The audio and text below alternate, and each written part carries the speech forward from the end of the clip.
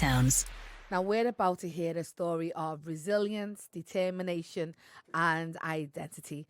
Joining us is Winston Carrington, who arrived in the UK from Barbados at just 7 years of age after a 3-week journey by sea. Now, despite facing huge challenges, including being denied a British passport for 39 years, Winston went on to earn a BA Honours in Performing Art and Film as a mature student, and he used his filmmaking skills to work with young people and eventually launched Carrington Films, using film to educate and inspire around issues like violence and abuse. He's also survived both prostate cancer and a stroke and continues to create work rooted in Windrush history, community, and hope. And tonight we'll be talking to him about belonging, survival, his Windrush journey, and what life in Britain has really looked like through his eyes. So please welcome Winston Carrington. How are you? Oh, thank you for having me. You know what? It's a pleasure, an absolute pleasure. But you know what I love as well is how we bumped into each other at the Windrush event, and someone was like, "You've got to talk to Winston. All right. You've got to talk to Winston."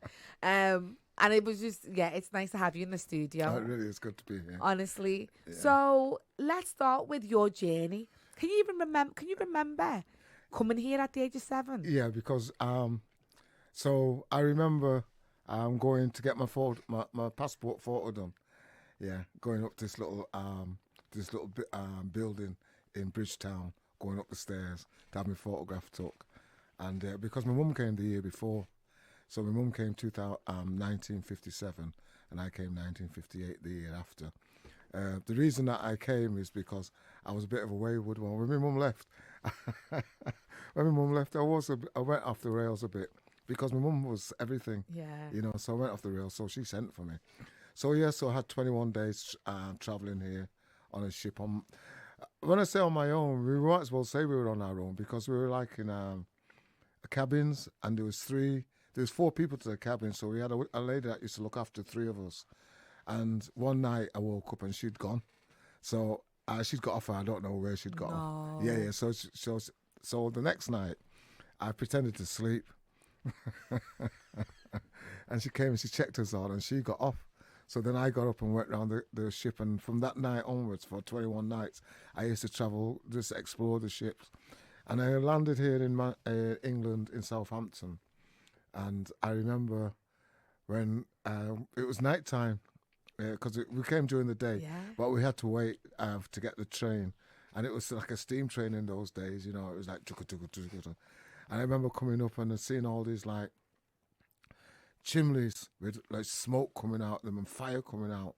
You know what I mean? I was like, whoa, look at this place, man. And like when I came to Manchester, I saw all the smoke coming out the houses and I thought, wow, they've got all these families, like factories. Everyone had a factory. Everyone was a factory. And I didn't realise that were people's houses because in the Caribbean and Barbados, we didn't have houses where you need to have fire and to keep you warm and all that lot. You know what I mean? So that was weird. And then I went to school. I went to junior school came to Moss Side in Manchester, and.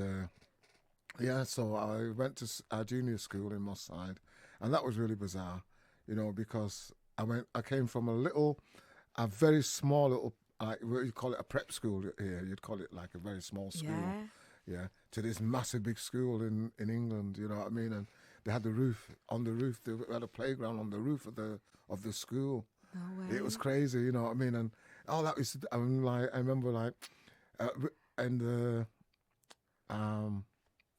when playtime, we would get like the blackboards. Yeah. And they had like these steps, and we'd put the blackboards on the steps, and we'd skate down on the blackboard on the skate because it was really high. It was like 3 stories high, and we'd come down. So that was like my first experience of like England.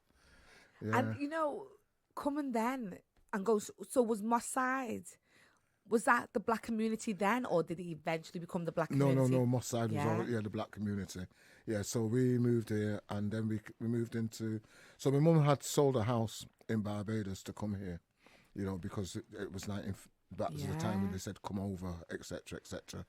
So my mum sold a house, came here to move into a 1-room to one room well, not an apartment.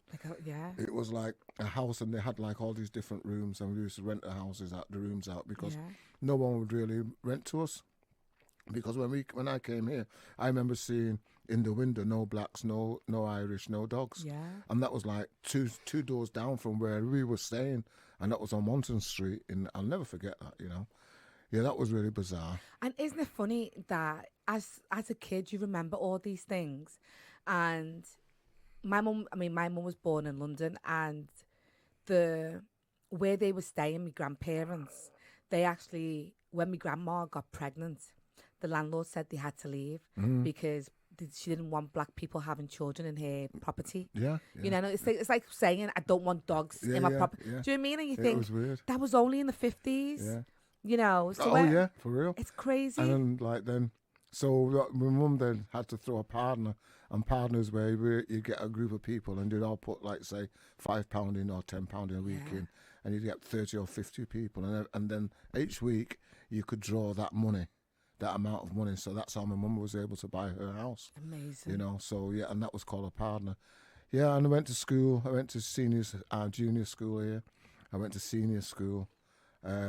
Growing up, I wasn't. I would say I was. I always thought I was a bit thick, you know, because I was always believed that because when I came from Barbados, the school that I went to in Barbados, it was like the second top school in the country. Yeah. You know. It really was. I mean, and the literacy rate in Barbados, we got the highest literacy rate in the world for a little island. And you can check this out. Yeah. We have the highest literacy. So but because I spoke with an accent, they didn't check me. They put me at the back of the classroom. You know what I mean? So I was always playing the fool at the back of the classroom. I was like the class clown. Class clown. You know what I mean? So I didn't. So then I went there. I failed my 11 plus. You know, I went to senior school. Just came out as cannon fodder for the labour market. Really, you know, I didn't do anything. Got in a bit of trouble.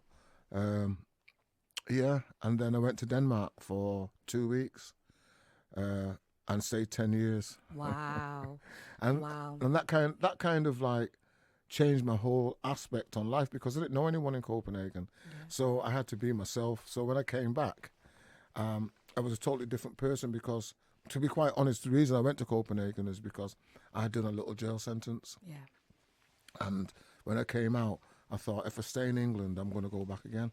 So I decided to go to Copenhagen for 2 weeks, and cut a long story short, I ended up staying there. So then I came back, and then I was a roadie for 15 years. So I worked with Michael Jackson, Stevie Wonder, you name it, you know, the Stones, Dave Bowie, you know, Fleetwood Mac. Like living life. Yeah, you know, I really did. But I want to play a song and then come back to that. So keep that in your mind.